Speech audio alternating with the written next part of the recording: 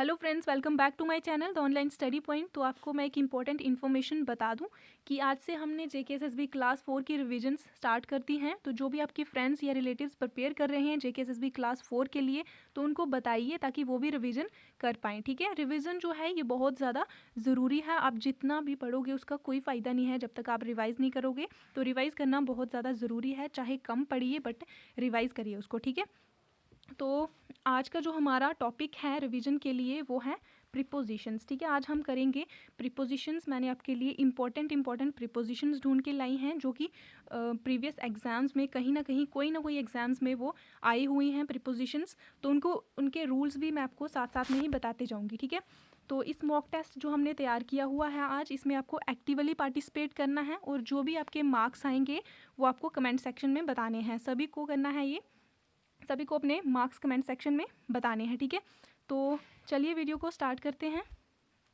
सबसे पहले है my uncle lives dash London. तो यहाँ पे कौन सी प्रीपोजिशन आएगी? एट आएगा, इन आएगा या फिर ऑन आएगा। ठीक है, जिनको आता है ये उनको वो मुझे कमेंट सेक्शन में बताएंगे आंसर।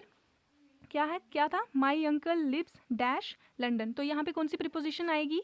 यहाँ पे आएगी इन। क्यों आएगी इन? क्योंकि ये एक रूल है बिफोर, क्या रूल है कि बिफोर बिग सिटीज़, कंट्रीज़ या फिर स्टेट्स, मतलब बिग सिटीज़, कंट्रीज़ या स्टेट्स से पहले हम क्या यूज़ करते हैं?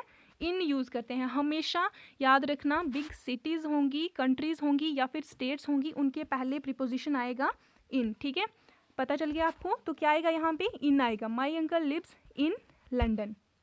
तो ये आपको पता चल गया, रूल का भी पता चल गया क्या रूल यहाँ पे अप्लाई हुआ है। तो दूसरी प्रीपोजिशन की बात करें, he fell dash the well. He fell dash the well. तो इसमें कौन सी प्रीपोजिशन आएगी? एट आएगा, फ्रॉम आएगा, इन आएगा या फिर इनटू आएगा। तो जिनको ये आता है वो मुझे कमेंट सेक्शन में बता दीजिए इसमें कौन सी प्रीपोजिशन आती है। तो जिसको नहीं आता है वो समझ लो। ठीक है, तो यहाँ पे जो प्रीपोजिशन आएगी वो है इनटू। क्यों आएगा इनटू? क्योंकि जब भी आउटसाइड से इनसाइड मूवमेंट हो, मतलब आउटसाइड टू इनसाइड मूवमेंट हो, तो वहाँ पे हम यूज़ करते हैं इनटू। या जब भी मोशन हो जहाँ पे, तो वहाँ पे हम क्या यूज़ करते हैं? इनटू। तो क्या सेंटेंस था हमारा? ही फेल डैश द वेल। मतलब वो क्या, कोई इंसान है वो कुएं में गिर गया। ठीक है, कुएं में गिर गया तो बाहर से ही अंदर गिरा होगा, तो क्या मूवमेंट हो रही है? आउटसाइड से इनसाइड मूवमेंट हो रही है। तो इसीलिए हमने क्या यूज़ किया? इनटू। जब भी आउटसाइड से इनसाइड मूवमेंट हो रही हो तब हम यूज़ करते हैं इनटू। तो आई होप आप सब लोगों को पता चल गया होगा, रूल भी आपको क्लियर होगा। तो नेक्स्ट सेंटेंस है he got married dash the age of 25।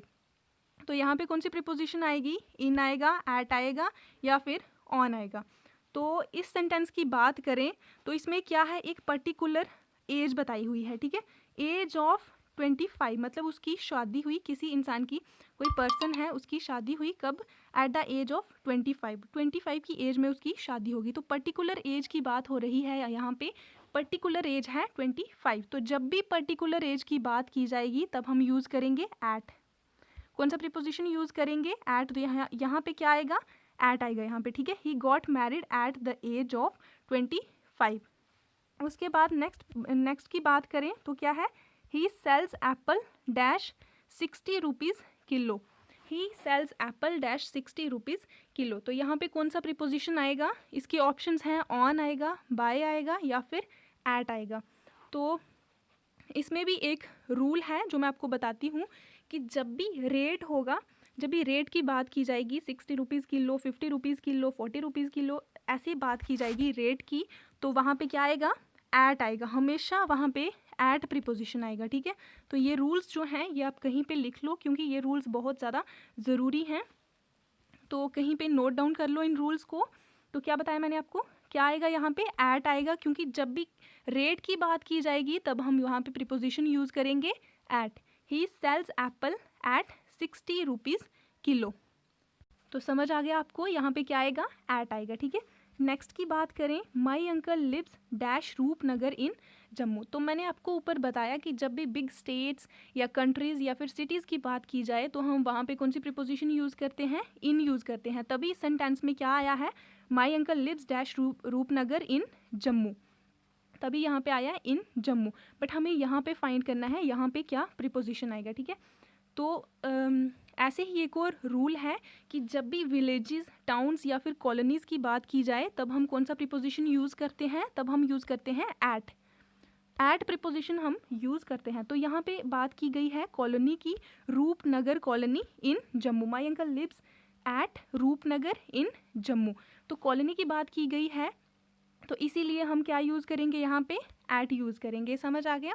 उसके बाद नेक्स्ट है India got freedom dash 15 August 1947।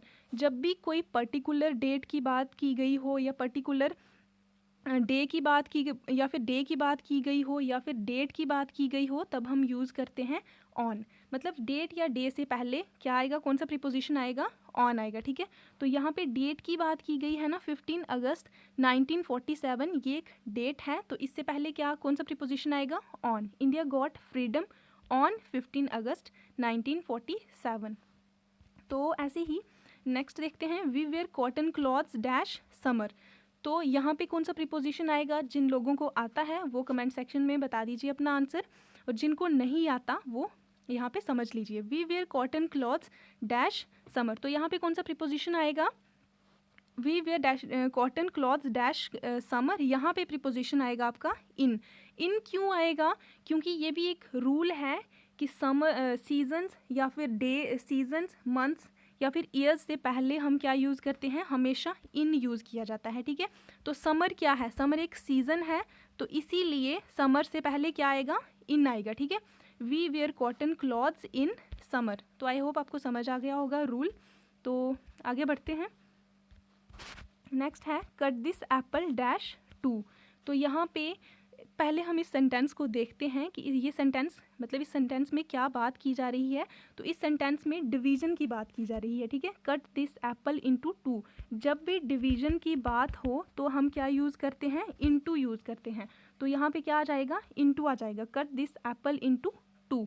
क्यों आया, क्योंकि डिवीज़न की बात जहाँ भी हो हम तब का क्या यूज़ करते हैं, वहाँ पे इनटू यूज़ करते हैं।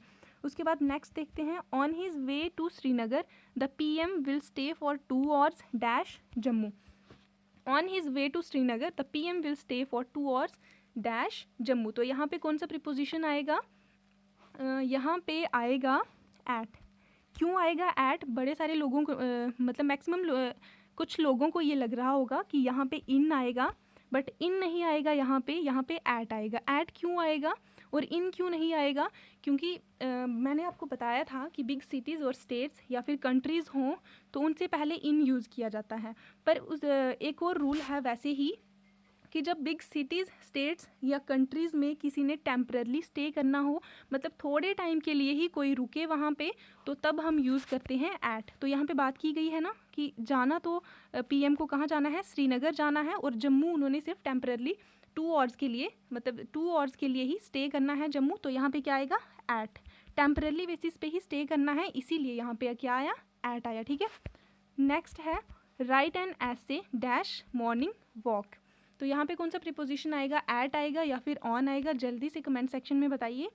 तो यहाँ पे राइट प्रीपोजिशन जो है वो कौन सा है, कौन सा प्रीपोजिशन आएगा, ऑन आएगा, क्योंकि कोई भी टाइटल्स या हेडिंग से पहले हम क्या यूज़ करते हैं, हमेशा ऑन यूज़ करते हैं। याद रखना, टाइटल या हेडिंग्स से पहले हमेशा ऑन यूज़ किया जाता है, और मॉर्निंग वॉक एक हेडिंग है, एक ऐसे की हेडिंग है, तो इसीलिए यहाँ पे यूज़ किया गया ऑन।